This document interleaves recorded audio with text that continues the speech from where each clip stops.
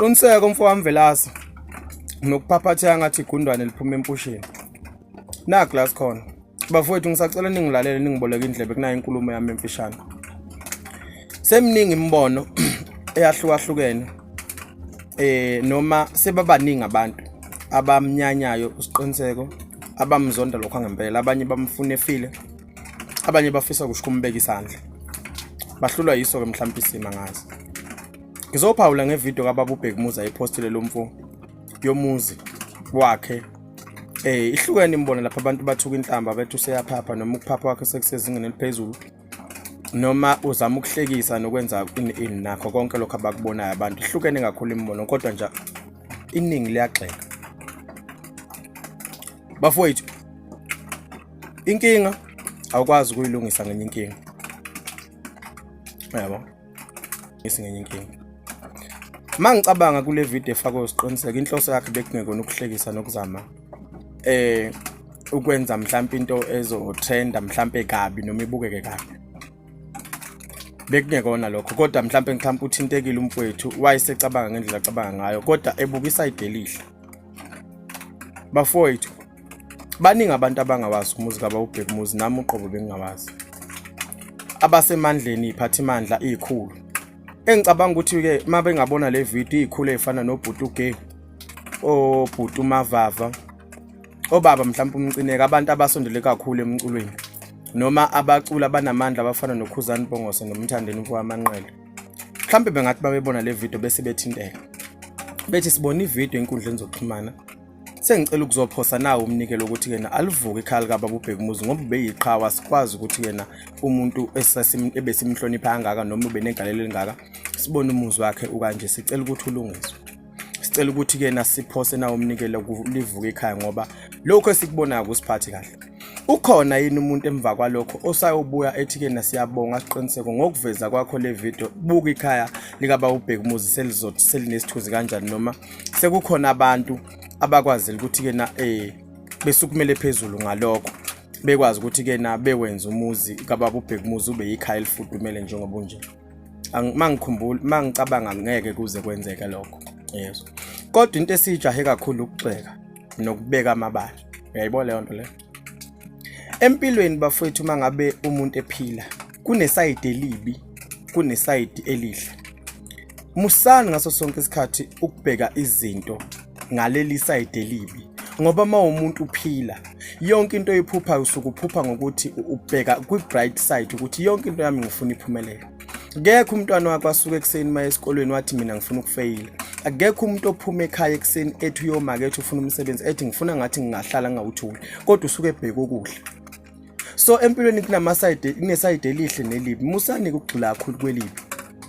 Okwesithathu ubani umuntu owake wahlala phansi ngesiqiniseko wathi qiniseka kuzona zonke izinto osuzenzile mfowethu uyabheda la noma awenzanga kahle la bhuti noma angiboni ukuthi wenze kahle la ambonisa kahle ngesizotha nakukhombisa inhlonipho.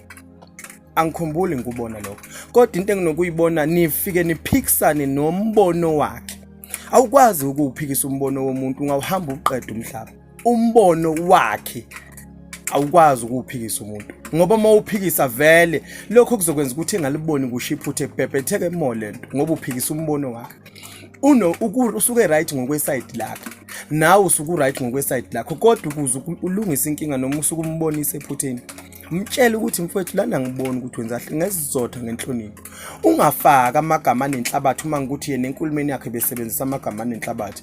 Ungayithuki inhlamba uma ngikuthi enkulumeni yakhe yena ubethuka inhlamba ngoba usuke wenzani ulungise. Yes. Hayi ukuthi wena usuke ufuna ukuthi lento ibhebhetheke kodwa umbonisa kahle uyamkhuza uyambonisa. Bathi okuhlula amadoda kuyabika. Ubudoda bukhulele.